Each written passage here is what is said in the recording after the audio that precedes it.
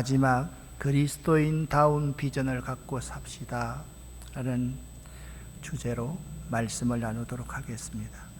하나님의 말씀은 잠언 29장 18절입니다. 제일 위에 있는 개역 개정사판을 함께 읽겠습니다. 묵시가 없으면 백성이 방자히 행하거니와 율법을 지키는 자는 복이 있느니라. 아멘. 첫 주일 설교는 기본이 중요합니다. 두 번째 주일 설교는 내 삶에 있어서 가장 중요한 것이 무엇입니까? 오늘 설교는 그리스도인다운 비전을 갖고 삽시다. 우리 인생에서요, 기본을 잘 세우는 게 너무 중요하고요. 우리 인생의 주권, 우리의 주인이 누구인지를 아는 것이 더 중요하고요. 우리가 단순히 잘 되었으면 하는 바람, 그 바람보다 하나님을 위한 비전을 갖는 것이 참 중요하다. 그것이 3주 시리즈 설교의 전체적인 제목입니다. 제가 이 자리를 빌어서 이제 딸아이가 일부 예배 때는 설교를 다 들었는데 이제 2부는 인사만 하고 나갔으니까 참 딸아이한테 사과하고 용서를 구할 일이 있습니다. 이 아이가 고등학교 졸업하고 대학에 들어가려고 할 때 합격증을 내 학교 합격증을 받아왔습니다.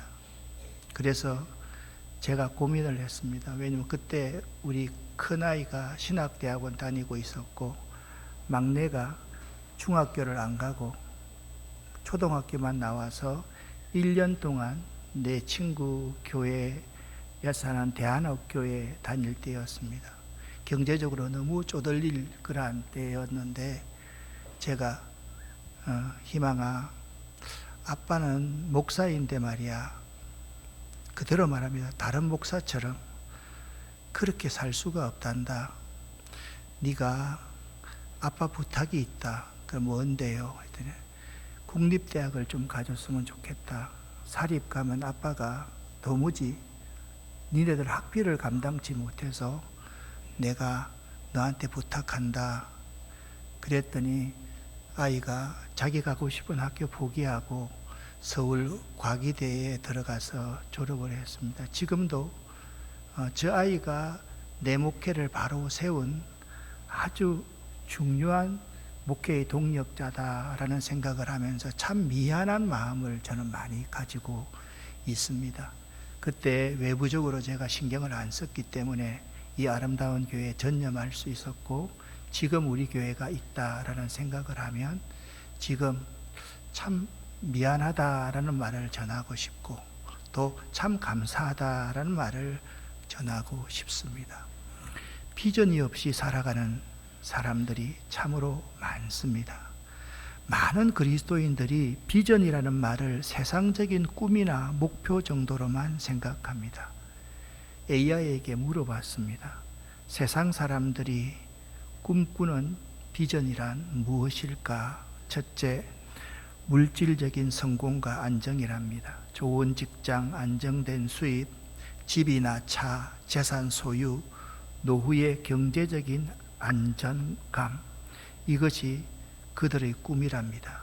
두 번째는 사회적 인정과 성취, 명예와 지위, 유명세, 사람들로부터 인정받는 것, 자신의 능력과 업적을 드러내는 것.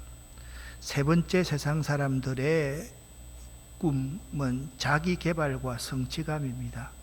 어느 대학을 나왔는지, 그리고 예술적으로 얼마만큼 성취했는지, 자기 분야에서 최고가 되는 것, 그런 것이 세상 사람들의 꿈입니다. 그리고 네 번째는 관계와 사랑에서 행복한 결혼과 가정, 친구나 공동체 내에서의 따뜻한 관계, 사랑받고 존중받는 것이 그들의 꿈이라고 말했습니다. 다섯 번째는 원하는 곳을 다 여행할 수 있는 자유, 그러니까 나이가 들어서 내 원하는 것 다 가고 싶은 자유와 행복 추구, 시간과 선택을 내가 주도해서 살아가는 것, 그리고 스트레스 없이 마음 편히 사는 삶이 세상 사람들의 꿈이랍니다. 마지막 6번째는 건강과 장수랍니다. 질병 없는 삶, 오래 살면서 즐길 수 있는 몸과 마음의 건강, 이런 것들이 세상 사람들의 꿈이랍니다. 결국 이 세상적인 꿈은요, 4가지 키워드로 요약해 볼 수 있다라는 생각이 듭니다. 안정과 성공과 행복과 사랑, 이 4가지 키워드로 압축할 수 있습니다. 물론 이 4가지가 매우 중요합니다. 그런데 믿는 성도의 삶은 거기서 끝나지 않습니다. 흥미로운 점은요, 이런 목표들을 다 이루었다고 해서, 세상적인 꿈을 다 이루었다고 해서 진정한 만족이나 의미를 얻으며 산다는 것이 별개의 문제라는 것입니다. 하나님의 비전을 모르고 살아가는 믿음은 형식적이고 습관적인 신앙으로 떨어집니다. 예배는 드리지만 감격이 없고요. 하나님의 비전을 모르는 사람은 기도는 하지만 능력이 없으며 교회에는 다니지만 세상 사람들과는 별 다를 바가 없습니다. 그리스도인의 비전은요, 세상적 성공이 아닙니다. 비전은 단순히 내가 잘 되는 것이 아닙니다. 보십시오. 성경의 아브라함은 이런 비전을 가졌습니다. 자기가 복덩이가 되어서 열방을 살리는 비전을 가졌습니다. 모세의 비전은 억눌린 하나님의 백성을 해방하는 것이었습니다. 바울의 비전은요, 이방인에게 땅끝까지 주의 복음을 전하는 것이었습니다. 그렇습니다. 그리스도인의 비전은 언제나 하나님 중심, 복음 중심, 영혼 중심이어야만 합니다. 그리스도인의 비전은 나를 위한 꿈이 아니라 하나님께서 내 삶을 통해 이루고자 하는 꿈이 비전입니다. 다시 한번 말씀을 드립니다. 나를 위한 꿈이 아니라 하나님께서 내 인생을 통해 이루시고자 하는 꿈이 비전입니다. 믿는 사람들 가운데서도 나이가 들면 자연스럽게 이런 말들을 하곤 합니다. 이만큼 살면 됐지 뭐. 이제는 젊은 사람들 몫이지 뭐. 이 나이에 무슨 꿈이야. 그렇게 말을 하는 사람이 많습니다. 그러나 이 성경은요, 그렇게 말하지 않습니다. 나이가 들었다고 해서 사명이 끝나는 것이 아닙니다. 호흡이 있는 동안 하나님께서 여전히 우리들에게 맡기신 사명이 있습니다. 이스라엘 백성이 광야 생활을 마치고 가나안 땅에 안착하기 시작했을 때 대부분의 사람들은 옳지, 이제 여기서 평안히 가족들과 살아야 되겠다라고 안주했지만 85살 된 갈렙은 이렇게 고백합니다. 그날에 제게 약속하신 이 산지를 내게 주소서. 갈렙 그는 여전히 새로운 비전을 붙들고 있었습니다. 하나님이 주신 비전은요, 우리의 삶의 방향을 바꿉니다. 나의 비전이 무엇인지를 깨달은 사람은 그의 삶의 질이 달라집니다. 그러니 비전 없이 살아가는 사람, 비전이 무엇인지도 모르고 살아가는 사람의 삶은 구태의연할 수밖에 없습니다. 그 인생에 의미가 없을 수 있다라는 점입니다. 비전은 인생의 해질 무렵에서도 미래를 향한 믿음의 질주를 합니다. 저는 하루에 꼭 1000보를 걸으려고 노력을 합니다. 저녁 먹고 나서 아내와 함께 조류생태공원을 걷습니다. 그러면 이쪽 하늘을 바라보면 참 낙조, 너무너무 아름답습니다. 왜냐하면 저 인생도 이제는 뜨는 해가 아니라 지는 해라는 사실을 누구보다도 먼저 알고 있기 때문에 그렇습니다. 비전은요, 해질 무렵에서도 미래를 향한 믿음의 질주를 한다. 나이가 들어서도 계속 미래를 향해서 달려갈 줄 아는 것이 비전입니다. 이 사람은 요나입니다.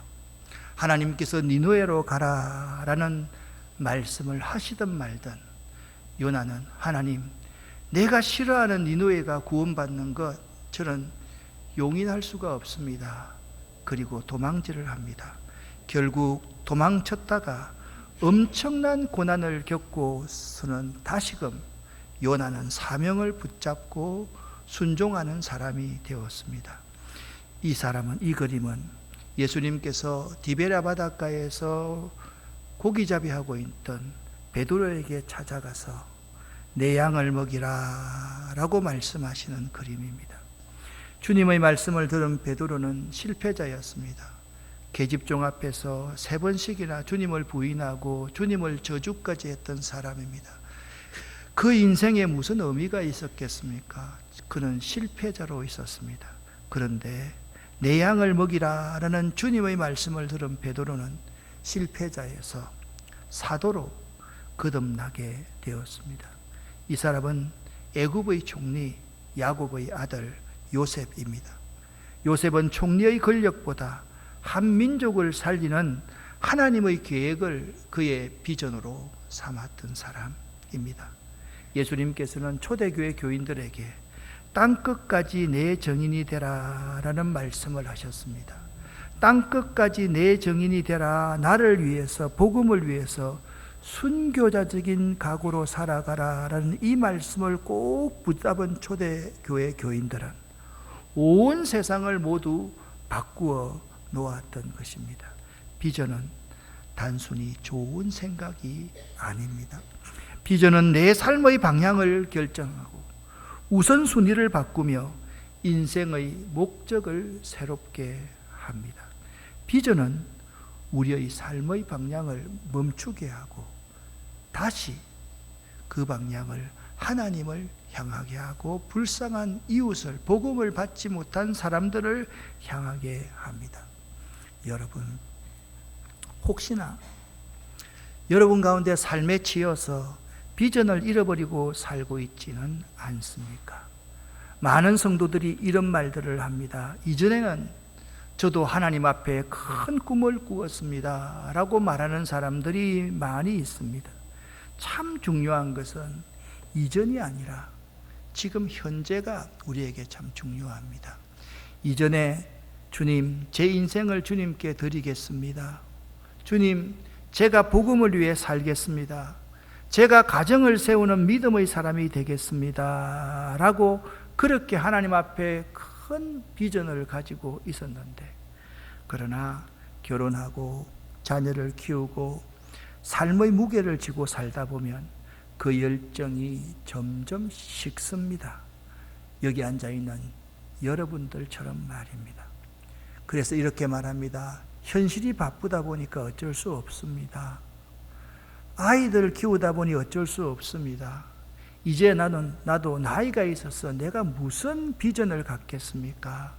그러다 보면 처음에 품었던 하나님의 비전이 서서히 사라지고 사라지는 정도가 아니라 아예 생각이 없습니다. 믿음의 길이 습관과 의무로 변해버리곤 합니다. 비전을 잃어버리면요, 신앙이 메말라집니다. 그런데 나이가 든 사람이라도 비전을 품고 살아가면, 아브라함은 75세에 하나님의 부름을 받았고요, 100세에 약속의 아들을 얻었습니다. 모세는 자그마치 80세에 이스라엘을 구원하는 사명의 길을 걷게 됩니다. 오늘 말씀드렸던 갈렙은 85세에 여전히 이 산지, 이 헤브론 산지를 내게 주소서라고 외쳤습니다. 여러분, 혹시나 비전을 잃어버리고 있지는 않습니까? 그렇다면 여러분의 신앙은 분명히 메말라 있을 것입니다. 비전을 가슴에 품고 살아가는 사람은 내 믿음이 날마다 풍성합니다. 날마다 다른 사람에게 좋은 것을 공급해 줄 수 있는 생명의 샘처럼 살아가는 사람이 비전을 가슴에 품고 살아가는 사람입니다. 오늘 본문인 잠언 29장 18절 말씀에 보면 비전이 없으면 백성이 방자히 행한다 라고 말씀하고 있습니다. 결혼과 나이는 핑계일 뿐입니다. 비전을 잃은 신앙은 결국 열매 없는 나무가 되고 맙니다.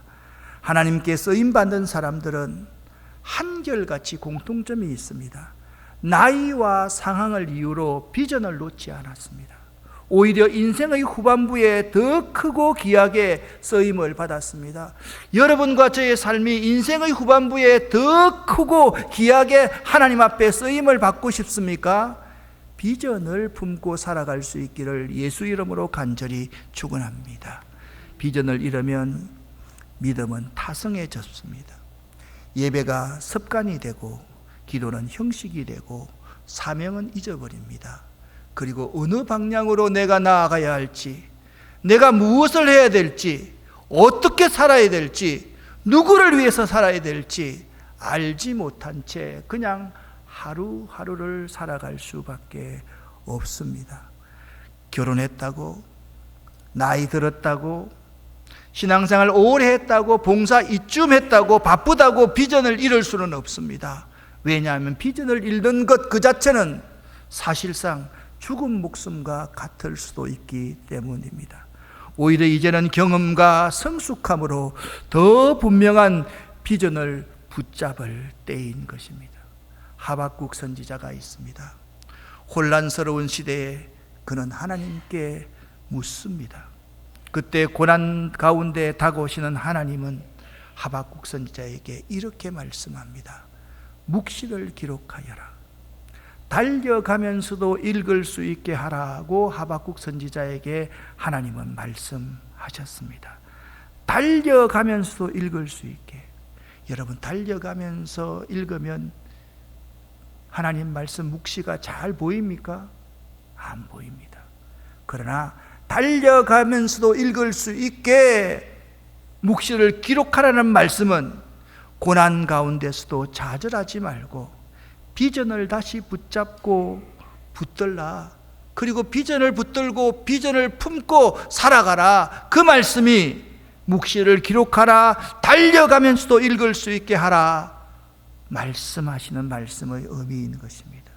그리스도인들이 가질 수 있는 최상의 비전은 그리스도 예수를 닮아가는 것입니다. 아멘. 여러분도 이 비전을 가질 수 있기를 바랍니다. 사도 바울은 이렇게 빌립보서 3장 14절부터 16절에 말씀하고 있습니다. 형제들아, 나는 아직 내가 잡은 줄로 여기지 아니하고 오직 한 일, 즉 뒤에 있는 것은 잊어버리고 앞에 있는 것을 잡으려고 표대를 향하여 그리스도 예수 안에서 하나님이 위에서 부르신 부름의 상을 위하여 달려가노라 말씀하고 있습니다. 그리스도인이 가질 수 있는 최상의 비전은 그리스도를 닮아가는 것이라고 말했습니다. 두 번째, 그리스도인은 예수님의 삶의 목적을 이어받는 것이 최상의 비전입니다. 누가복음 19장 10절에 예수님께서 오신 것은 잃어버린 자를 찾아 구원하려 함이니라 말씀하고 있습니다. 여기 저는 가장 중요한 단어가 찾아라는 단어라고 생각합니다. 잃어버린 자를 우리가 찾을 수 있어야만 됩니다. 한 번은 어떤 청년이 목사님께 이렇게 물었습니다. 목사님, 저는 앞으로 무엇을 해야 할지 모르겠습니다. 꿈도 없고요. 제게는 비전도 없습니다. 그때 목사님은 얘야, 종이를 한 장 가져와 보너라 그렇게 말했습니다. 아이가 A4지 한 장을 가지고 옵니다. 그리고 그 종이 위에다가 목사님께서는 점을 하나를 꼭 찍으시고 그 청년에게 보여주셨습니다.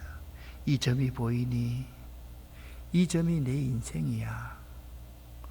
너는 아직도 아무 그림도 그리지 않는 빈 종이다. 네가 지금 내가 앞으로 무엇을 해야 될지 모르겠습니다. 제게는 꿈도 없고 비전도 없습니다. 이 말은 부정적인 말이 아니야. 네가 꿈을 찾아갈 수 있고 비전을 찾아갈 수 있는 기회를 네가 가진 것이야. 바로 이 순간부터 시작해서 하나님께서 네 인생에 멋진 그림을 완성해 주기를 원한단다. 아멘. 그 청년은 꿈을 갖지 못한 그것이 다시 시작할 수 있는 기회를 갖게 된 것입니다. 어떤 아버지가 아들을 데리고 나무를 심으러 갔습니다. 아들은 금방 열매를 보고 싶어 아빠, 이 나무가 언제 열매를 맺어요? 라고 아빠에게 물었습니다. 아버지는 빙그레 웃으면서 이렇게 대답합니다. 아들아, 지금 당장은 열매가 없지만 이 나무가 자라서 말이야, 수년 후에 너뿐만 아니라 많은 이들이 이 나무 그늘에서 쉬게 될 거고 열매를 먹게 될 거야. 이것이 바로 비전입니다. 비전은 당장은 보이지 않지만 하나님이 우리에게 맡기신 사명과 꿈이 무럭무럭 자라나서 결국 많은 사람을 살리는 열매가 되는 것, 그것이 비전입니다. 그렇습니다. 지금 당장 모든 것을 보려고 하지 마십시오. 믿음은 바라는 것들의 실상인 것입니다. 하나님이 우리에게 맡기신 사명과 꿈은 분명히 하나님이 자라게 하십니다.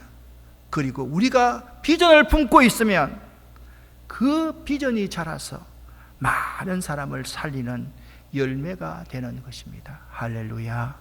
요셉은 꿈쟁이였습니다. 형들이 요셉에게 이 꿈쟁이가 온다고 놀리듯이 이야기했습니다. 그러나 요셉의 꿈은 현실에서 그대로 이루어졌습니다. 하나님이 요셉의 꿈을 자라나게 하신 것입니다. 할렐루야. 비전은요, 현실 속에서 실천될 때 빛을 발합니다. 비전은 단순한 꿈이나 이상향이 아닙니다. 오늘 본문 말씀을 다시 한번 깊이 주의해 보기를 원합니다. 잠언 29장 19절 말씀을 쉬운 성경으로 제가 한번 읽어보겠습니다. 계시가 없으면 백성이 제 멋대로 날뛰지만 율법을 지키는 자는 복이 있다. 제 멋대로 날뛴다라는 말은 방자히 행하거니와 라는 말입니다. 묵시가 없으면, 이 묵시라는 말은 하나님의 계시, 곧 하나님의 말씀과 비전을 의미합니다. 이는 미래를 예측하는 점괘가 아닙니다. 하나님께서 자기 백성에게 보여주시는 뜻과 방향을 말합니다. 그래서 묵시라는 말은 하나님께서 자기 백성에게 보여주는 뜻과 방향, 그 말씀을 의미한다라는 것입니다. 여기서 없음은이라는 단어는 단순한 결핍이 아닙니다. 하나님의 뜻을 무시하거나 외면하는 상태까지를 다 포함하고 있습니다.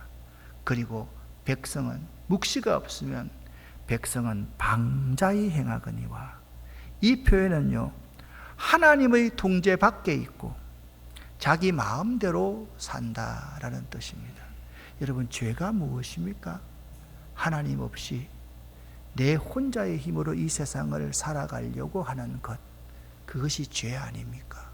여러분, 백성이 방자히 행한다는 것은 자기 마음대로 산다라는 의미인 것입니다. 오늘날 이 시대가 어떤 시대입니까? 하나님 없이 자기 마음대로 살아가려고 하는 시대 아닙니까? 방자히 행하는 삶을 살아서는 안 됩니다. 그렇습니다. 하나님의 말씀과 비전이 사라지면 인간은 자기 욕망과 본능을 따라가게 되어 있습니다. 여기는 어느 누구도 예외가 없습니다. 목사라도 예외가 없습니다. 목사에게 하나님 말씀과 비전이 사라지면 자기 목회를 합니다. 주님의 목회를 하지 않습니다. 자기 양을 칩니다. 주님의 양을 치지 않습니다. 그 욕망과 본능은 반드시 욕심이 잉태한 적 죄를 낳고 죄가 장성한 적 죽음을 가져온다라고 성경은 말씀하고 있기 때문입니다. 그렇습니다. 이스라엘의 역사에서 사사시대가 바로 그 대표적인 예입니다. 자기 욕망과 본능을 따라가게 되어 있는 시대, 사람들, 그때는 왕이 없으므로 사람이 각기 자기 소견에 옳은 대로 행하였더라. 사사기 21장 25절 말씀입니다. 사람이 각기 자기 소견에 옳은 대로 살아가는 시대, 그 시대가 바로 비전이 없는 시대, 말씀이 없는 시대인 것입니다. 그리고 세 번째입니다. 율법을 지키는 자는 복이 있느니라. 하나님의 비전은 막연한 꿈이 아닙니다. 하나님의 비전은 반드시 우리에게 복을 가져다 줍니다. 믿으시기를 바랍니다. 하나님의 말씀이 뿌리를 내릴 때 그 뿌리가 흙 속에 있기 때문에 보이지 않습니다. 그런데 그 뿌리가 있잖아요. 좀 더 깊고 넓게 퍼져갑니다. 그리고 그 뿌리로 말미암아 참된 열매를 맺음을 꼭 믿으시기를 예수 이름으로 간절히 축원합니다. 비전은 말씀을 떠나 자신이 이루고 싶은 소원함이 아닙니다. 말씀에 순종할 때 주어지는 참된 자유와 복인 것입니다.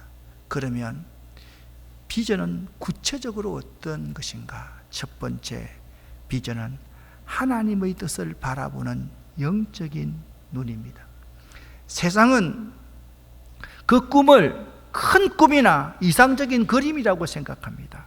하지만 이 하나님의 말씀인 성경은 비전을 하나님의 말씀 안에서 보게 합니다. 하나님의 말씀이 없는 비전, 그것은 자기 꿈과 자기 성취라는 것을 알아야 합니다. 사도행전 16장에서 바울은 아시아에 가서 선교하려 했으나 성령께서 막으셨습니다. 대신 마게도니아 사람의 환상을 바울에게 보여주셨습니다. 하나님은 바울에게 복음의 방향을 명확히 제시해 주셨습니다. 비전은요, 내가 원하는 길이 아니라 하나님이 보여주시는 길을 보는 눈입니다. 하나님이 보여주시는 길을 보는 눈, 이 눈을 가지실 수 있기를 예수 이름으로 간절히 축원합니다. 두 번째 비전은 지금 당장 우리의 삶을 바꾸어 놓는 능력입니다. 동력입니다.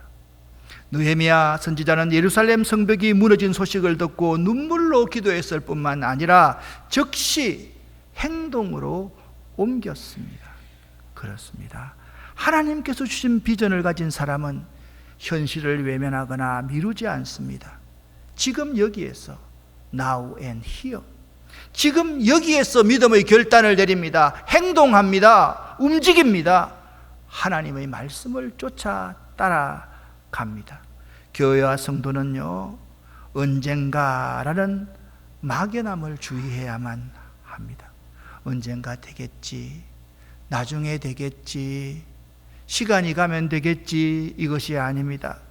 오늘 말씀대로 사는 결단 속에서 비전의 능력을 경험하며 살아가는 공동체가 이 교회예요. 이 교회에 속해 있는 우리 한 사람 한 사람들이어야만 합니다.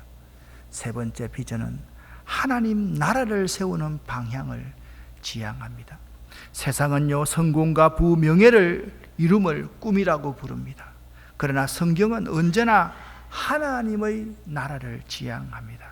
예수께서 제자들에게 먼저 그의 나라와 그의 의를 구하라고 명령하셨고, 사도 바울도 자신의 인생을 나의 달려갈 길과 주 예수께 받은 사명을 이루는 데 있음을 분명히 고백했습니다. 그렇습니다. 진정한 비전은요, 나의 영광이 아니라 하나님의 영광을 위한 것입니다. 아멘. 진정한 비전은 나의 성공이 아니라 하나님 나라의 확장이어야 합니다. 믿으시기를 예수 이름으로 간절히 축원합니다. 네 번째, 이 비전은 단번에 이루어지는 것이 아닙니다. 많은 사람들이 비전을 단번에 이루려고 합니다. 그것은 로또를 받고 싶은 것은 비전이 아닙니다. 오늘 심고 내일 거두려고 하는 것은 비전이 아닙니다. 우리들은 넘어지고 다시 일어서기를 반복합니다. 한 번이 아니라 10번, 100번씩 다시 넘어지고 일어서기를 반복합니다. 평생에 걸쳐서 이 길을 걸어가게 됩니다. 중요한 것은 포기하지 않는 것이고 매일 하나님께 물어야만 합니다. 그리고 하나님의 뜻을 발견해야만 합니다. 우리들이 하나님께로 더 가까이 나아갈 때 비전은 서서히 우리 모두를 덮는 비전과 하나님의 꿈이 나의 비전이 된다. 그것이 바로 포기하지 않고 꾸준히 하나님께 나아갈 때 하나님의 꿈이 나의 비전이 될 수 있는 것입니다. 하박국 2장 3절에 비전은 정한 때에 이루어진다라고 말씀하고 있습니다. 그리고 그 성취는 우리의 시간표가 아니라 반드시 하나님의 시간표에 따라 이루어진다라고 말씀하고 있습니다. 하박국 선지자의 모습입니다. 하박국 선지자의 시대는 아수르가 쇠퇴하고 신흥 바벨론 제국이 부상하던 시기인 기원전 7세기 후반으로 남유다 왕국은 혼란스러운 시대였습니다. 이 시기는 율법이 무너지고 악과 불의가 만연했으며 유다는 바벨론의 위협 아래 놓여 있었습니다. 하나님은 바벨론을 들어서 유다를 치심으로써 하나님의 심판을 이루시기를 원하셨습니다. 왜 하나님, 저 원수 같은 나라 바벨론에게 우리가 당해야만 됩니까? 다른 방법은 없는 것입니까? 왜? 라는 질문을 계속 제기하면서 하박국은 하나님께 호소합니다. 악한 바벨론을 통한 하나님의 심판 계획을 이해하지를 못하였습니다. 이해할 수가 없었습니다. 그런데 어떡합니까? 결국은 하박국이 손을 듭니다. 믿음으로 하나님의 공의로운 심판과 구원을 기다리는 메신저가 바로 하박국 선지자가 됩니다. 하박국서 3장 17절 18절에는 이런 말씀이 나와 있습니다. 무화과 나무 잎이 마르고 포도 열매가 없습니다. 감람나무 열매도 그치고 논밭에 먹을 것 하나도 없습니다. 우리가 있는데 양떼는 없습니다. 외양간에 송아지도 한 마리 없습니다. 그때 하박국은 믿음으로 이렇게 고백하기 시작합니다. 난 여호와로 즐거워하리, 난 여호와로 즐거워하리, 난 구원의 하나님을 인해 기뻐하리라.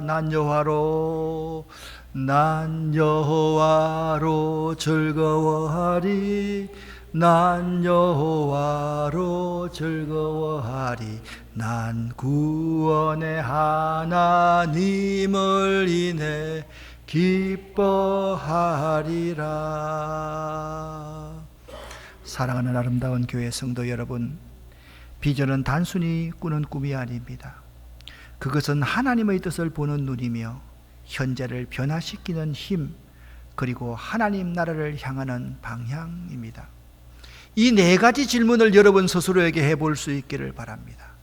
내 삶의 비전은 지금도 말씀의 뿌리에 내려져 있습니까? 내 비전은 단순한 이상이 아니라 오늘의 행동을 바꾸고 있습니까? 내 비전은 나의 성공이 아니라 하나님 나라를 향하고 있습니까? 나의 꿈을 혹시나 내 힘과 내 능력으로 이루려고 하고 있지 않습니까? 이 네 가지의 질문 앞에 이 시간 우리를 돌아보시기를 바랍니다. 지난 3주 동안 시리즈 설교를 했습니다. 여러분의 삶이 기본에 충실하기를 바랍니다. 여러분의 삶에 있어서 가장 중요한 것이 내 삶의 주인이 하나님임을 고백하시기를 바랍니다. 여러분이 그리스도인다운 비전을 꼭 가지시기를 예수 이름으로 간절히 축원합니다. 하나님의 말씀에 붙잡혀서 하나님의 비전을 바라보며 그 비전을 나의 것으로 갖게 될 때 우리 인생은 결코 허무하게 흘러가지도 않고 하나님 나라를 세우는 복된 도구로 쓰임받게 될 것입니다. 여러분에게 묻습니다. 여러분은 그리스도인다운 비전을 갖고 있습니까? 지난 3주까지의 설교를 한마디로 요약해 보겠습니다. 기본입니다. 기본을 갖추십시오. 기본을 세우십시오. 그리고 내 인생의 진정한 주인이 하나님임을 고백하십시오. 그리고 여러분 스스로를 그분을 위한 비전 꼭 가지시기를 예수 이름으로 간절히 축원합니다. 기도하겠습니다. 살아계신 아버지 하나님, 우리가 간절히 바라는 것은 기본에 충실하기를 원하고 내 삶이 온전히 하나님의 것임을 고백하기를 원하고 내가 세상적인 꿈이 아니라 하나님의 꿈을 꾸고 살아갈 수 있도록 도와주시옵소서. 예수 그리스도 이름으로 간절히 기도드립니다. 아멘.